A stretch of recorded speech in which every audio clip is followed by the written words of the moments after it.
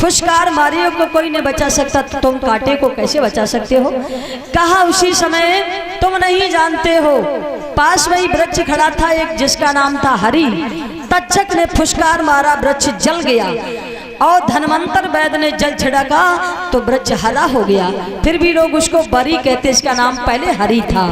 और उसी समय उसने देखा ये राजा परीक्षित को बचा सकते हैं, तो उसने एक बेत का रूप रख लिया।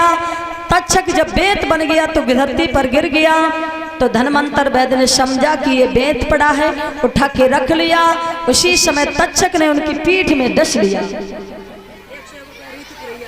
और ये 101 रुपया रीति पुरैया से आए हैं भैया, भगवान के चरणों में भगवती खूब दान दे। तो उस समय पीठ में डस लिया, कहा ढाक बजाओ हम सही होंगे, और ढाक बजाई सही नहीं हुए तो ऐसा करो तो हमारे मांस को काट के रांध के खा लो, सारी विद्या भारत देश में रहेगी। काट के रांध के रखा मांस, एक व्यक्ति पहुंच गया, मूर्खों गुरु को मांस खाया नहीं जाता है। उसी समय सारी हंडियां बना करके बहा दी गई जो बंगाल देश में रुकी। वहां के लोगों ने मांस खाया, जो सभी नाग विद्या में बड़े निपुण हो गए। और जब उस समय धनवंतर वैद्य समाप्त हो गए तो तक्षक ने एक भमरे का रूप रखा, राजा परीक्षित के बाग में पहुंचा।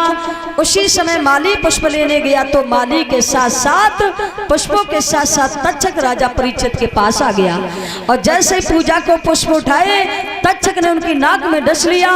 परीक्षित परम धाम चले गए। बोलो परीक्षित महाराज की। जब परीक्षित जी परम धाम गए तो उनके बेटा जन्मेजय ने यज्ञ किया था, सारे सर्पों की आहुतियां दे दी। तक्षक भयभीत होकर देवराजेंद्र के सिंहासन के पीछे छुप गया। कहा मेरा शत्रु कहाँ है? कहा वो देवराजेंद्र के सिंहासन के पीछे छुपा है। उसी समय जन्मेजय ने आज मंत्रों द्वारा उस इंद्र का सिंहासन और तक्षक से धरती पर उतार लिया।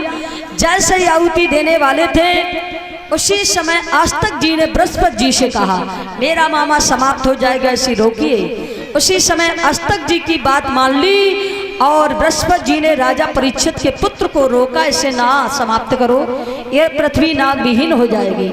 संतों की बात थी, संतों ने हाथ जोड़ करके कहा राजन क्रोध को त्याग दे, तेरे पिता गए शुर धाम, ऐसी मृत्यु ना मिले चाहे ले कोटि हरि नाम। हरि का नाम कोट कोट लेते भी तेरे पिता को जो गति मिली वो किसी को नहीं मिल सकती है। राजा परीक्षित के पुत्र जन्मेजय ने संतों की बात मान ली, तक्षक को छोड़ दिया। तो आज भी जिस घर में आस्तक जी की आन लगाई जाती है उस घर में आज भी सर्प नहीं जाते हैं। अगर ज्यादा ही सर्प आते हो घर में निकलते हो तो आस्तक जी का नाम लेकर के और 2 लकीर खींच दी जाए तो उस घर में कभी सर्प नहीं घुस सकता है। आस्तक जी को ही ये नाग मानते हैं क्योंकि आस्तक जी उनके मामा हैं इसलिए, और उन्होंने उन्हें जीवन दान दिलाया था इसलिए।